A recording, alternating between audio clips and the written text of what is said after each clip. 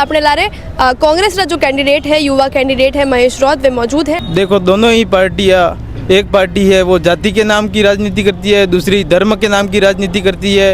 युवा जो यहाँ से भटक चुका है उसको सही मार्ग पर लाने की कोशिश करेंगे। यहाँ पे मूलभूत आवश्यकताएं है जो रोटी, कपड़ा, मकान, चिकित्सा, रोजगार, इन सभी के लिए हम काम करेंगे। मुख्यमंत्री जी हेलीकॉप्टर से आ रहे हैं यूँ करके एक लोगों को मैसेज दिया जा रहा है कि हेलीकॉप्टर देखने जाए। 84 की जनता जानती है कि यहाँ के स्थानीय लोग नहीं है और बाहर की भीड़ें मंगाई जा रही है इनके द्वारा। क्या स्थिति क्या लग रही है, बिना गठबंधन के, बिना बीजेपी के समर्थन के भी क्या कांग्रेस अपना विधायक जयपुर भेज पाएंगी? पूरी बीजेपी सरकार पर एक सर पे हथौड़ा मार के समझाना होगा हमें, ये 7 सीटें जीता कर कि बिजली के बिल बढ़ रहे हैं इसलिए आप लोग एक भी सीट नहीं जीत पाए, महंगाई बढ़ रही है इसलिए आप एक भी सीट नहीं जीत पाए।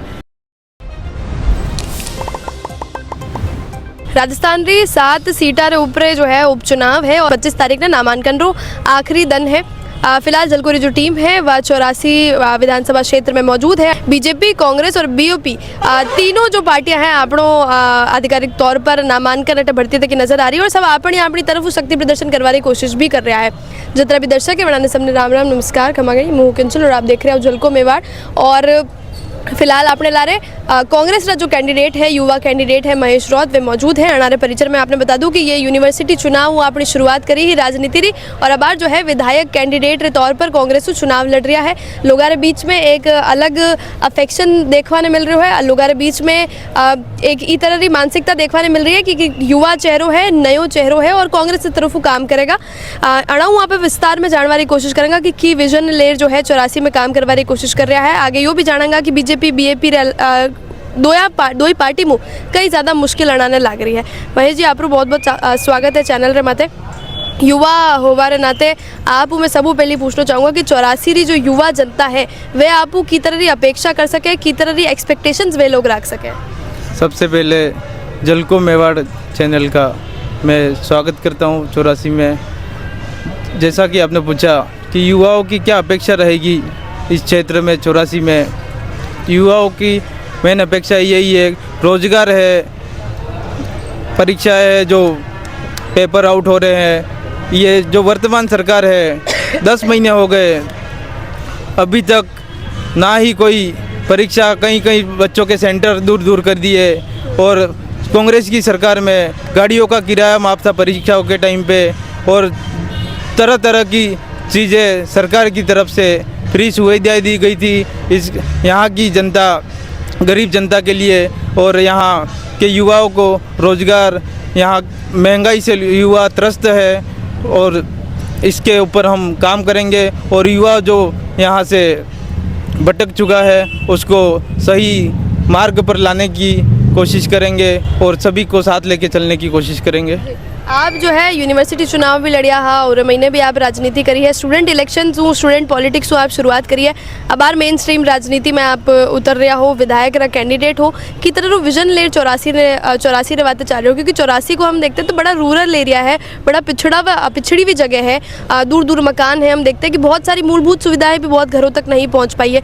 उस तरफ उस दिशा में कैसा काम आप करने वाले हैं? 84 में यहाँ आदिवासी बाहुल्य है, यहाँ पे मूलभूत आवश्यकताएं है जो रोटी, कपड़ा, मकान, चिकित्सा, रोजगार, इन सभी के लिए हम काम करेंगे। और यहाँ पे एक मात्र हॉस्पिटल है, सामुदायिक स्वास्थ्य केंद्र सिमलवाड़ा में, उसमें बेड की संख्या बहुत ही कम है जिसको बढ़ाने के लिए आप प्रयास करेंगे और भविष्य में यहाँ किसी न किसी माध्यम से रोजगार पैदा करेंगे और आगे भी युवाओं को रोजगार के लिए सतत प्रयास करेंगे। इसके अलावा मैं देखना चाहूँगी कि आज हमने देखा कि बीएपी की भी नामांकन प्रक्रिया आज थी, रैली निकाली गई है, बीजेपी की भी नामांकन जो प्रक्रिया थी और रैली के रूप में आज उसको भी देखा जा रहा है। खुद मुख्यमंत्री यहाँ पर लोगों को कहीं ना कहीं लुभाने के लिए आ रहे हैं। नामांकन रैली जब बीएपी की हमने देखी तो बड़ा जनसमूह उनके साथ था। क्या लग रहा है कांग्रेस पार्टी को ज़्यादा मुश्किलें कौन खड़ी करके दे सकता है, किससे ज़्यादा खतरा है, बीएपी से या फिर बीजेपी से? देखो, दोनों ही पार्टियाँ, एक पार्टी है वो जाति के नाम की राजनीति करती है, दूसरी धर्म के नाम की राजनीति करती है। कोई धरातल पे यहाँ विकास के मुद्दों पे कोई काम नहीं करना चाहता है। और यहाँ के जो भी जनसैलाब जो इकट्ठा कर रहे हैं, मुख्यमंत्री जी हेलीकॉप्टर से आ रहे हैं यूँ करके, एक लोगों को मैसेज दिया जा रहा है कि हेलीकॉप्टर देखने जाए। इस तरह से यहाँ पे भीड़ इकट्ठी करने की कोशिश कर रहे हैं। जैसे जहाँ तक बीजेपी का आप बता रहे हैं, तो उन लोगों ने यहाँ के आसपास के जो भी टीएसपी एरिया लगता है, यहाँ पूरे इनकी जो भी दरियावद है, बांसवाड़ा है, प्रतापगढ़ है, उदयपुर है, गोगुंदा है, सब जगह से इन्होंने यहाँ की 84 की स्थानीय जनता को नहीं बुला के बाहर की जनता को बुला करके और यहाँ भीड़ इकट्ठी की जा रही है।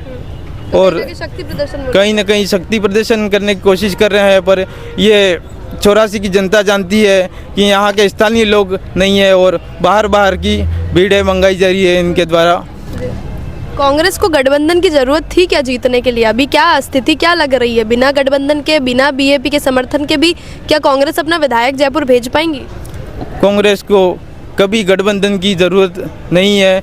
अभी 7 सीटों पे हम निष्पक्ष स्वतंत्र चुनाव लड़ रहे हैं राजस्थान के उपचुनाव में, और 7 सीटें हम कांग्रेस पार्टी की झोली में यहाँ की राजस्थान की जनता डालने जा रही है।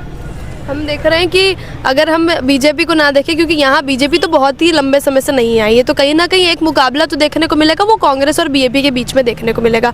तो ऐसे में दोनों ही युवा चेहरे हैं। आपको क्या लगता है कि सामने भी, क्योंकि जो अनिल कटारा है वो भी युवा चेहरा है, आप भी बिल्कुल युवा हैं, तो क्या लगता है युवा किस तरह प्रभावित होगा, कैसे प्रभावित होगा, क्या स्ट्रैटेजीज आप लोग दिखाने वाले हैं जो आपकी? देखो, यहाँ पे बीजेपी इसलिए नहीं है क्योंकि ये धर्म के नाम की राजनीति करते हैं, विकास के नाम की राजनीति नहीं करते, और यहाँ की जनता समझ चुकी है। और अभी कुछ टाइम पहले बीजेपी इस्टेब्लिश हुई है इस एरिया में, और उन्होंने भी इसी तरह धर्म, बीजेपी के जिस आधार पे बीजेपी चलती है धर्म के नाम पे, उसी तरह ये जाति के आधार पे चल रहे हैं और इस एरिया के यहाँ के लोगों को भटकाया है। और आज युवा समझ चुका है पिछले 6-7 सालों से कि यहाँ विकास के काम नहीं हो रहे हैं। कहीं ना कहीं कांग्रेस के साथ जुड़ने से ही हमारे क्षेत्र का विकास होगा, हमारे यहाँ रोजगार पैदा होंगे, महंगाई कम होगी, और कहीं ना कहीं कांग्रेस ही है जो हर चीज़ के लिए यहाँ के आदिवासी बाहुल्य का विकास कर सकती है। सबसे बड़ी एक जो चीज़ देखने को यहाँ पर मिलती है, तो हम देखते हैं कि बिजली का एक बिल जो है वो एक बहुत बड़ी यहाँ पर समस्या है। यही नहीं देखे अशोक चांदना जी की हम बात करें, पूर्व मंत्री की, तो उन्होंने भी बिजली के बिल पर ही जो है भाजपा सरकार को घेरने की कोशिश करी थी। उन्होंने कहा था कि भाजपा सरकार जो है अब बिजली के बिल से लोगों को करंट दे रही है, तो कहीं ना कहीं अब उनको झटका देना बहुत ज़रूरी है, ताकि कांग्रेस की जो नीतियाँ चलती थी, जीरो बिल आते थे, वो फिर से आए। तो ऐसे में सरकार, अगर आप उपचुनाव जीतते भी हैं तो सरकार तो जो है बीजेपी की रहेगी, तो ऐसे में आप बिजली के बिल पर किस तरह से काम कर पाएंगे? जैसे कि आप बता रहे हैं, बिजली का बिल आम जन की समस्या है। यहाँ पे 20-25 हज़ार जब कांग्रेस की सरकार थी तब निःशुल्क बिजली मिलती थी लोगों को, और आज 20-25 हज़ार के बिल यहाँ के आम जनता, आदिवासी क्षेत्र है, यहाँ पे गरीब वर्ग रहता है, तो यहाँ के लोग 20-25 हज़ार रुपये बिल नहीं भर पाते हैं, और कईयों के कनेक्शन कट चुके हैं। और जैसा कि आपने बोला कि पूछा कि किस तरह से आप, सरकार तो बीजेपी की ही रहेगी, तो मैं बताना चाहूँगा कि कांग्रेस को जिताकर 7 सीटें कांग्रेस की जिताकर, और माननीय मुख्यमंत्री जी एवं पूरी बीजेपी सरकार पर एक सर पे हथौड़ा मार के समझाना होगा हमें, ये 7 सीटें जिताकर कि बिजली के बिल बढ़ रहे हैं इसलिए आप लोग एक भी सीट नहीं जीत पाए, महंगाई बढ़ रही है इसलिए आप एक भी सीट नहीं जीत पाए। यहाँ पे गैस सिलेंडर की जो बात है, पिछली सरकार में हमारे गहलोत साहब ने योजना लाई थी कि 500 रुपये में सिलेंडर मिलेगा। आज कईयों के सिलेंडर घर पड़े हैं, वो वापस चूल्हे पे आ गए हैं और सिलेंडरों को बांध के बोरी बिस्तर जैसे साइड में रख दिया है घरों में, भरवा नहीं पा रहे हैं। ऐसी स्थिति है, इसलिए हमें 7 राजस्थान की सीटें जिताकर एक हथौड़े की तरह मुख्यमंत्री जी के विधानसभा में मारना होगा, तब जाके उनको एक संदेश जाएगा कि ये जो योजनाएं हैं गहलोत सरकार की योजनाएं हैं, जैसे चिरंजीवी बंद कर दिया और कई सारी योजनाएं हैं, जैसे यहाँ पे राशन की सुविधा थी, मिर्ची तेल साबुन सब मिलता था, वो सारी योजनाएं वापस से चालू कराई जाए। तो कहीं ना कहीं एक मजबूत विपक्ष आप विधानसभा में स्थापित करेंगे ताकि सरकार से वो काम करवाया जा सके जो कांग्रेस चाहती है। जी हाँ। जी, इस तरह की। अभी आखिरी सवाल मेरा आपसे यही रहेगा कि किस विजन पर काम करने वाले हैं। 3 पॉइंट्स में आखिरी मैं आपसे जानना चाहूँगी, ये जो मुद्दे चलते आ रहे हैं उन पे नहीं है। बेरोजगारी, हमें पता है कि यहाँ से लोग जो है प्रवास करते हैं, यहाँ से दूर दूर काम करने जाते हैं, तो रोजगार एक बहुत अहम मुद्दा है। छोटी छोटी समस्याओं के बारे में मैं आपसे पूछना चाहूँगी, क्योंकि विधायक जो बनता है वो लोगों के बीच में रहता है ना, तो लोगों के बीच में रहते हुए आपको क्या छोटी छोटी समस्याएं नजर आती है, वो 3 पॉइंट्स में हमें समझाएं, उसके बाद हम इंटरव्यू खत्म करेंगे। यहाँ पे एक बड़ी समस्या है फ्लोराइड की, जिस पे हम काम करेंगे और यहाँ की जनता को स्वास्थ्य बेहतर हो उस पर काम करेंगे। यहाँ की आमजन युवाओं को किसी न किसी माध्यम से यहाँ इंडस्ट्रियलाइजेशन हो या किस नए नए रोजगार के तरीके। क्या एक समस्या है इस एरिया में? ट्रांसपोर्ट की समस्या है, कई सारे गांवों में रोड की सुविधा नहीं है, तो उसके लिए भी हम पूरा प्रयास करेंगे।